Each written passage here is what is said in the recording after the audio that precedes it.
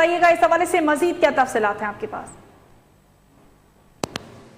जी बिल्कुल, साबिक वज़ीर-ए-आज़म मियां मोहम्मद नवाज शरीफ की तरफ से नई दरख्वास्त दायर की गई है और जिसमें बाकायदा तौर पर इस्तदा की गई है अदालत से कि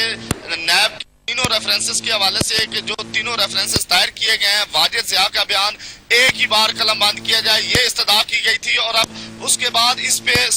जो वाजिद ज़िया पेश भी हुए हैं और इसकी मुखालफत भी की गई थी और कहा गया था कि ये मियां मोहम्मद नवाज शरीफ जो है वो तखीरी हरबे इस्तेमाल कर रहे हैं,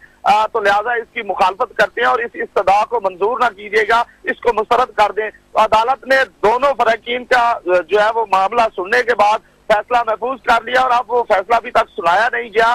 कि क्या वो तीनों रेफरेंसेस के हवाले से जो वाजिद ज़िया के बयान का मामला है कि एक ही बार उनको जो है वो सुना जाए, तो उस हवाले से अभी तक उसका कोई फैसला नहीं आया। लेकिन इस वक्त केस की समाअत का 2 बजे तक वक्फा था, उसके बाद केस की समाअत दोबारा शुरू हो चुकी है और दूसरा जो गवाह है अब्दुल हनान, उसका बयान कलमबंद हो चुका है, लेकिन उस पर जिरा इस वक्त जारी है और ख्वाजा हारिस जो है उस पर जिरा कर रहे हैं। बहुत शुक्रिया समीर हुसैन हमें तफसीलात से आगाह करने के लिए। आगे बढ़ते हैं, एक और अहम खबर यहाँ पर आपको देंगे। आपको